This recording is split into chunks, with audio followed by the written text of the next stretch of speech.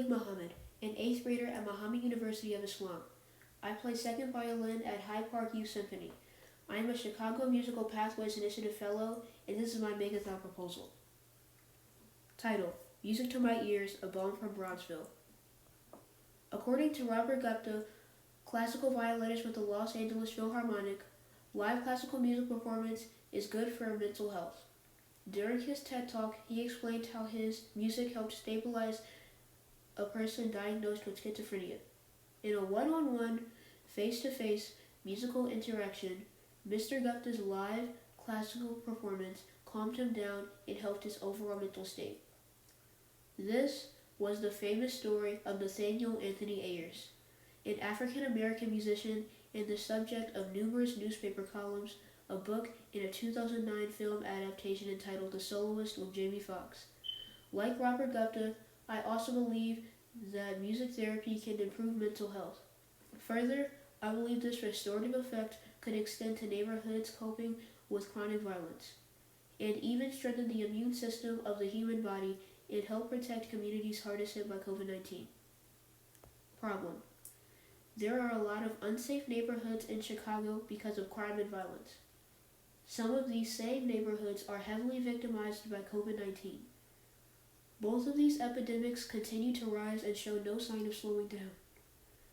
These neighborhoods are distinctly Black and/or Hispanic majority neighborhoods. According to an article by Sama Assad and Dorothy Tucker on the CBS in Chicago website, Black people are dying from coronavirus at a higher rate than any other population in Chicago. While Chicago's Black population is 30%, the percent of their coronavirus deaths is nearly 60%. Neighborhoods in Chicago that have the highest rate of COVID-19 are South Shore, Inglewood, Auburn Gresham, Chatham, and Austin. All of these neighborhoods are predominantly Black. For example, Inglewood's COVID-19 deaths from April 6 to April 17, 2020 quadrupled from 6 deaths to 23 deaths in only 11 days. In that same period, Auburn Gresham's deaths almost tripled from 6 deaths to 17. In addition to this increased risk of COVID-19, the crime in Inglewood is 7 times higher than any other American city. This is according to an article entitled The Most Dangerous Neighborhoods in Chicago, 2020's Ultimate List, published in Upgraded Home magazine. An article by Grace Hawk in USA Today on September 17, 2020 explains that murders in Chicago are up 52% higher than last year. The majority of these murders involve people of color.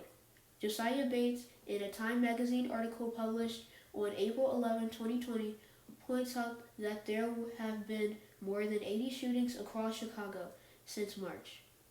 In 2019, there were 2,146 reported shootings, but in 2020, there have been 3,261.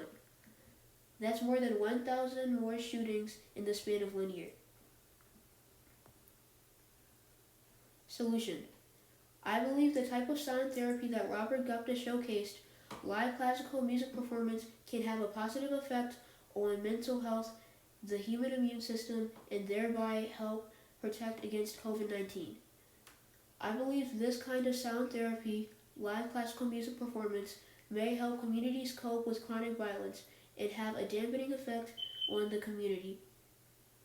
My solution is to set up several small pop-up stages and schedule frequent and consistent live classical musical performances in these neighborhoods.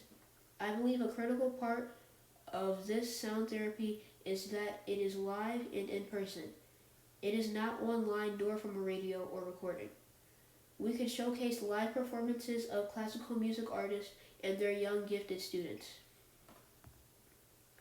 Whenever possible, musicians can be physically distant and wear masks when performing. See-through enclosures can be attached to the pop-up stages and to ensure social distance and further guard against COVID-19. This will be the first program to test the effects of classical music on health in dangerous neighborhoods and environments. Publicity in progress. Like any other public project, publicity is needed. We can alert people of our progress and invite people to our process through social media. We can invite local tradesmen and interested youth to help us set up the pop-up stages and enclosures on a social media page.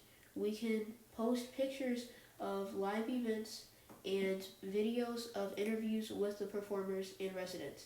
We can publish findings from online surveys. The live classical music performed at the event can be turned into small videos.